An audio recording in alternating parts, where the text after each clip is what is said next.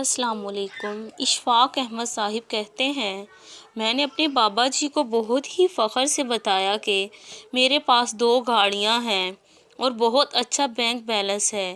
اس کے علاوہ میرے بچے اچھی انگریزی اسکول میں پڑھ رہے ہیں۔ عزت، شہرت سب کچھ ہے۔ دنیا کی ہر آسائش ہمیں میسر ہے۔ اس کے ساتھ ساتھ ذہنی سکون بھی ہے۔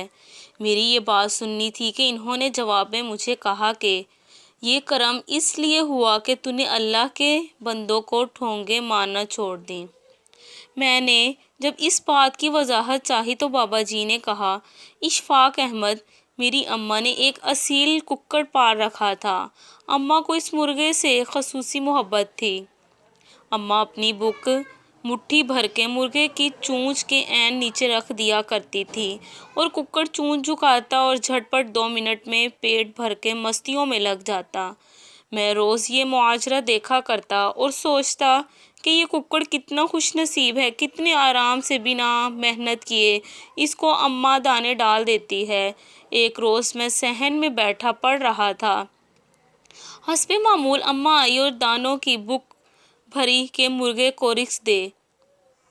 اماں نے جیسے ہی مٹھی آگے کی، مرغے نے اماں کے ہاتھ پر چونچ مار دی۔ اماں نے تکلیف سے ہاتھ کو جھٹکا تو دانے میں پورے صحن میں بکھر گئے۔ اماں ہاتھ سہلاتی اندر چلی گئی اور ککڑ یعنی مرغا جو ایک جگہ کھڑا ہو کر آرام سے پیٹ بھرا کرتا تھا، اب وہ پورے صحن میں بھاگتا پھر رہا تھا۔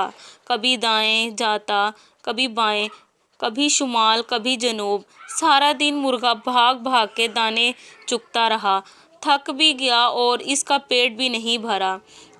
بابا دین محمد نے کچھ توقف کے بعد پوچھا، بتاؤ مرغے کے ساتھ ایسا کیوں ہوا؟ میں نے فٹ سے جواب دیا، نہ مرغا اماں کے ہاتھ پر ٹھونگ مارتا نہ ذلیل ہوتا۔ بابا بولا، بالکل ٹھیک۔ یاد رکھنا، اگر اللہ کے بندوں کو حسد، گمان، تکبر، تجسس، غیبت اور احساس برتری کی ٹھونگے مارو گے تو اللہ تمہارا رزق مشکل کر دے گا اور اس اصیل ککڑ کی طرح مارے مارے پھرو گے۔ تو نے اللہ کے بندوں کو ٹھونگے مارنا چھوڑے، رب نے تیرا رزق آسان کر دیا۔ بابا عجیب سی ترنگ میں بولا، پیسہ، عزت، شہرت، آسودگی حاصل کرنے اور دکھوں سے نجات کا آسان راستہ سن لے۔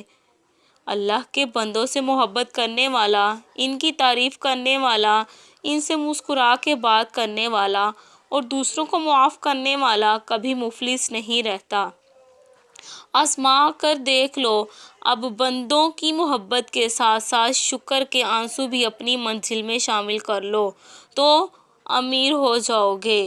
یہ کہہ کر بابا دین محمد تیزی سے مین گیٹ سے باہر نکل گیا اور میں سر جھکائے زاروں کی طرح رو رہا تھا اور دل ہی دل میں رب العزت کا شکر ادا